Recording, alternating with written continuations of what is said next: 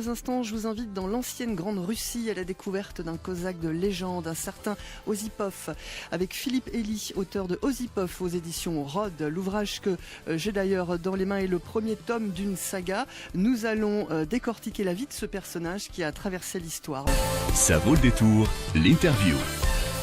Bonjour et bienvenue Philippe Elie. Bonjour Stéphanie, merci de me recevoir. Je vous en prie, sur la 4e de couve de votre livre, le tome 1 d'Osipov, on peut lire ceci. Philippe Elie, conseiller juridique et financier, a longuement voyagé en Asie tant professionnellement que pour satisfaire sa passion pour l'histoire et l'archéologie. Alors pourquoi avoir choisi la finance lorsque deux passions aussi dévorantes que l'histoire et l'archéo vous animent? Tout simplement parce qu'il faut bien manger. je me doutais un peu de cette réponse, mais je voulais vous poser la question. C'est le bon sens. Si on est un très très grand archéologue avec beaucoup de chance, on a quelques moyens de subsistance. Si on est dans les niveaux intermédiaires, beaucoup moins. Bon, Osipov, un cosaque de légende. Première question, une question de profane évidemment. C'est quoi un cosaque? On va commencer par le début. Alors un cosaque. Eh bien, un cosaque, c'est quelqu'un qui appartient à appelons ça une ethnie, si vous voulez, qui a un contrat. L'ethnie a un contrat personnel avec le tsar, la personne physique du tsar. Et le tsar leur donne mission de protéger, grosso modo, les frontières. C'est-à-dire les frontières à l'époque où les Cosaques ont été constitués. Alors ils viennent d'un peu partout de la Russie ou en particulier d'un endroit? Ils viennent, il y a 7 grandes familles, si je puis dire, familles au sens tribal peut-être du terme, mais qui vont depuis la Volga jusqu'à l'extrême Sibérie. Alors, c'est un peu flou historiquement parce qu'il y a eu des alliances, il y a eu des contacts par exemple avec des Kalmouks pour les Cosaques de Sibérie. Bon, mais il y a une notion de patrie vraiment Cosaque du Don, c'est précis par exemple. Ils font penser aux samouraïs au Japon peut-être. Est-ce qu'on peut faire un parallèle? À mon sens, non. Bon, au moins ça c'est dit, ça c'est fait. À mon sens, non. Je pense que le Cosaque est beaucoup plus un soldat paysan, et tandis que le samouraï, pour moi, est un guerrier pur et simple. Tout à fait, oui, entièrement d'accord. Le Cosaque est astreint à un devoir militaire, mais c'est d'abord et avant tout quelqu'un qui vit sur sa petite terre, sa parcelle, qui la met en valeur. Il ne faut pas oublier qu'il faut qu'il gagne sa vie pour nourrir sa famille et fournir son matériel militaire.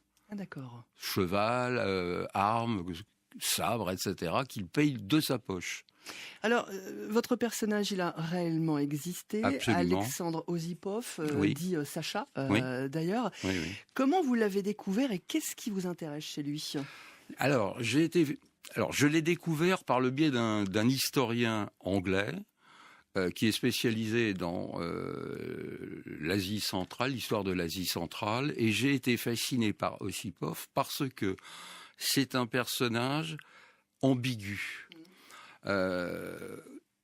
Il a été, si on peut dire, un traître absolument exemplaire à l'égard du bolchevisme, dans la mesure où il était un fidèle de l'empereur Nicolas II et de sa dynastie. Mais il a réussi à convaincre Trotsky qu'il était devenu bolchevique, ce qui est quand même pas donné à tout le monde parce que Trotsky n'était pas forcément quelqu'un d'extrêmement confiant. D'accord. Et il a eu une carrière dans la ville de Tachkent qui lui a été dictée, si je puis dire, par les instructions de Trotsky, qui l'avait nommé commissaire à la guerre, c'est-à-dire ministre de la guerre, si vous voulez, du soviet de Tachkent.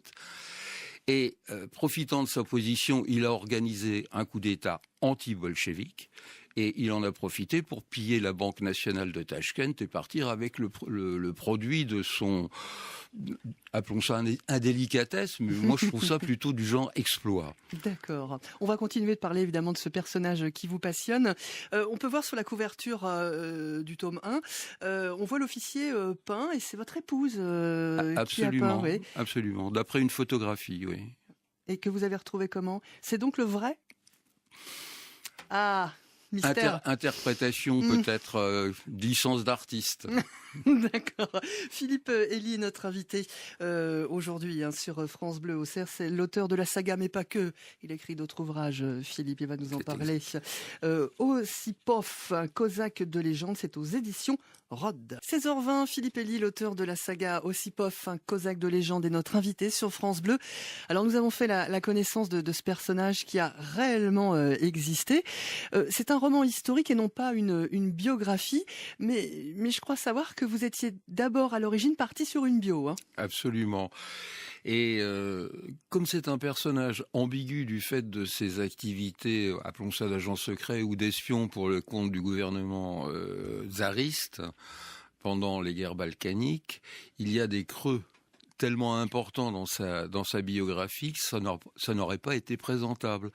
Donc, j'avais demandé à l'époque conseil à une très bonne amie qui s'appelle Geneviève Moll, qui était journaliste à France 2, et qui m'avait dit, écoute, fais pas une biographie, fais un roman historique. Voilà. D'où le roman historique qui est devenu Osipov, un cosaque de légende. Et alors encore une autre histoire, vous pensiez pas le sortir cet ouvrage ? Ah, pas du tout. Pas du tout. J'ai écrit ça à la fin de mes journées de travail, le soir après le dîner, pour mon plaisir, et surtout pour utiliser en fait l'énorme documentation que j'avais accumulée en prévision d'écrire une biographie qui n'aurait pas été possible. Voilà.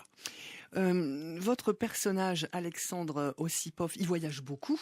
Hein, oui. Hein, oui. Vous aussi, hein, vous êtes passé par plusieurs pays, mais pour l'instant, vous êtes à Joigny, on est d'accord ? Absolument. Voilà, et j'allais venir à Joigny parce que nous avons quelqu'un qui habite Joigny, que nous connaissons bien sur cette antenne, qui s'appelle Béatrice Kerfa, que vous connaissez aussi. Qui est une amie, je peux le dire. Et voilà, et on voulait lui faire un petit coucou. Eh bien, écoutez, coucou Béatrice, et nous nous voyons demain soir d'ailleurs. Et elle fait beaucoup pour Joigny, Béatrice. Béatrice est une formidable conférencière. Elle a d'abord, elle a une mémoire extraordinaire et elle connaît à la fois les choses et les gens et a le talent de les présenter de façon extrêmement agréable et, appelons ça, didactique. Si bien que les gens se précipitent pour écouter ses propos et en tirent beaucoup de choses. Et puis, ça dynamise aussi Joigny, tout ça, qui en a bien besoin. Qui en a besoin, oui, absolument. Une jolie petite commune, Joigny. Qui mériterait un peu plus d'activité économique, à mon avis, et je ne suis pas le seul à le penser. Ouais. Alors, on le disait, Alexandre Osipov voyage beaucoup. Vous avez traversé, vous, pas mal de pays. Il y a une culture en particulier qui vous a marqué durant vos voyages ? Ah oui, effectivement, mais ça n'est pas la culture russe. C'est beaucoup plus l'Asie du Sud-Est. Je me suis beaucoup plu, quand j'étais beaucoup plus jeune, en Thaïlande et au Laos. Là, c'était vraiment un endroit où j'aimais beaucoup aller. J'y suis allé de nombreuses fois et c'était vraiment un endroit où je me sentais bien. Bon. Les gens sont plus cool, c'est différent.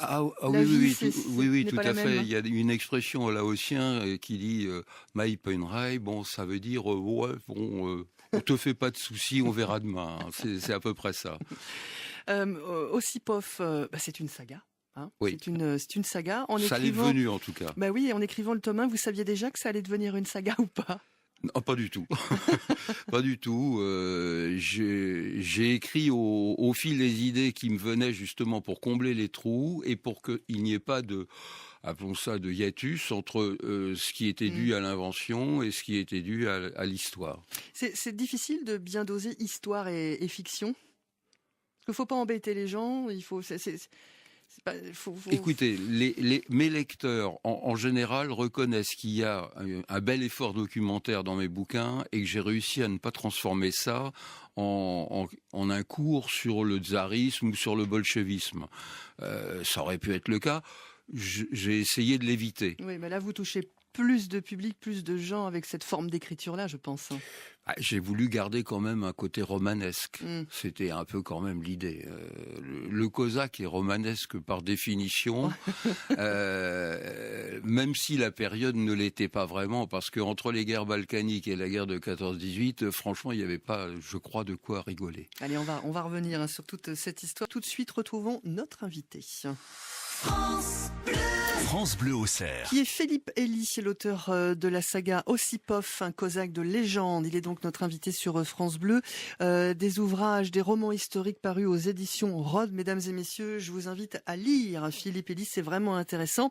Ce sont donc des romans historiques qui gravitent autour de la vie d'Alexandre Ossipov, un cosaque de la garde en Russie au début du siècle dernier. L'espionnage, Philippe Elie, fait partie des différentes intrigues de ce personnage. Vous êtes vous-même fasciné par les espions ou c'est Ossipov qui vous fascine tout simplement ? Moi, je suis comme tout le monde. J'ai été fasciné par James Bond et quelques autres, les bouquins de Jean Bruce par exemple. Oui. Mais effectivement, Ossipov est frappant parce qu'il a fait ça très jeune. Quand il est sorti de son école militaire, il avait 18 ans. Oui. Et 2 ans après, il était dans le bain, mais sans cadre. On l'a laissé tout seul se débrouiller parce qu'il était loin de ses supérieurs hiérarchiques et donc il a dû tout inventer, tout faire par lui-même. Vous pensez à d'autres espions ? Moi, je pense aussi, parce que c'est quelqu'un de chez nous, de Tonnerre, hein, c'est le chevalier Déon. Oui, mais alors j'imagine difficilement Ossipov avec une robe Louis XV. Hein. Oui, on est... oui, mais enfin, il a quand même réussi le chevalier Déon grâce à ses missions avec la tsarine, la Russie, Louis XV. C'est exact. C'était de l'espionnage, à retourner la tsarine plus pour la France contre les Anglais. Enfin, c'était très ambigu dans tous les sens du terme. Oui, exactement. Et comme l'était d'ailleurs de façon générale ce qu'on appelait le secret du roi, puisque c'est comme ça que ça s'appelait sous Louis XV, si ma mémoire est bonne, où les personnages étaient vraiment très très ambigus par rapport, ne serait-ce qu'alors au ministre du roi de France, qu'il savait ou ne savait pas ce qu'il faisait, qu'il menait une diplomatie parallèle. Ça devait pas être simple tous les jours. Ça, je veux bien vous croire.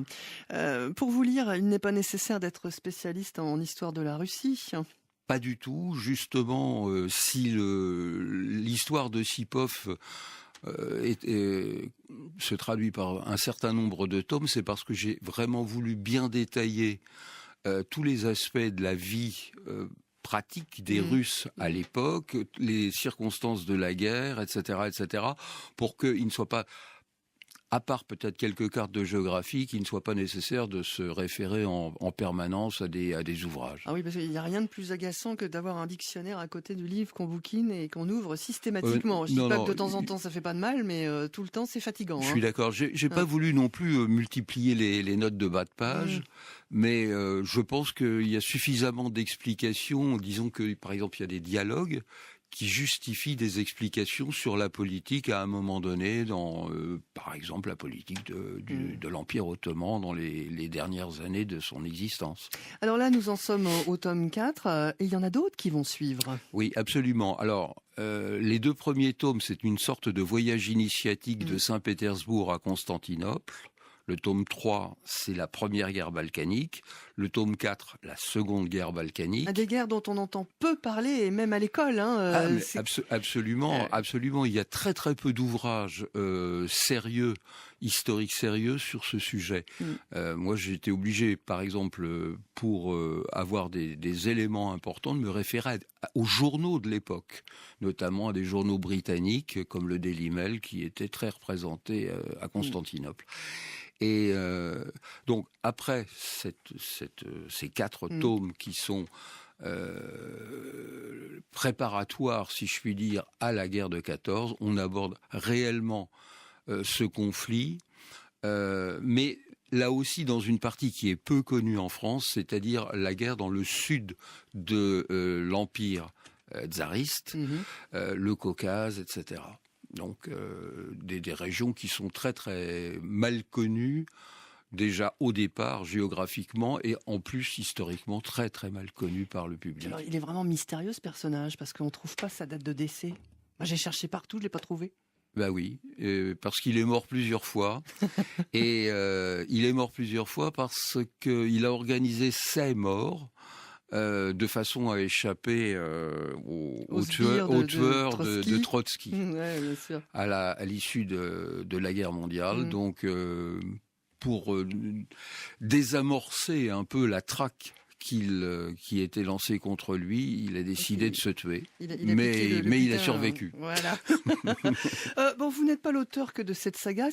Mesdames et messieurs, j'ai posé la question hors antenne tout à l'heure à Philippe Elie, ça représente plus de 6000 pages en tout, surtout avec les autres tomes qui vont sortir. Waouh. En format A4, 6000 pages en format A4, mais en format A5 comme les livres sont faits, il doit y en avoir à peu près 1500 de plus. Oh là là, c'est vraiment impressionnant. Vous avez écrit d'autres ouvrages qu'on peut lire et trouver également, qui sont ? Absolument. Alors, il y en a un qui s'appelle le numéro 1 Charlotte et l'autre le numéro 2 Charlotte. Alors, ce sont des livres qui n'ont absolument rien à voir avec l'histoire. C'est une comment dirais-je, une success story féministe concernant une jeune fille qui a été un peu chahutée par ses copines à l'école parce qu'elle était très moche et qui mène une carrière exemplaire, notamment d'avocate et parallèlement de mannequin. Bon, c'est à découvrir également. On vous réinvitera parce que franchement, il y en a des choses à dire autour de votre œuvre et de votre vie, tout simplement. Avant de partir, vous allez me faire le plaisir de dédicacer cet ouvrage pour notre ami Eugène Lampion. Avec grand plaisir. Parce qu'il a beaucoup aimé vous lire. Eh bien, écoutez. Voilà. Je lui enverrai le tome 2 quand il aura... Voilà, il a terminé, vous pouvez lui envoyer. D'accord, ok. Il en a encore un paquet à lire. Il faut qu'il raccroche les wagons. Entendu, je fais ça tout de suite. Merci beaucoup Philippe Elie. Il était notre invité. N'hésitez pas, ça se lit facilement si vous aimez des histoires romancées avec des faits historiques. Je vous encourage à lire Philippe Elie, l'auteur de la saga Ossipov, un cosaque de légende, et c'est paru aux éditions Rod. France Bleu Auxerre matin.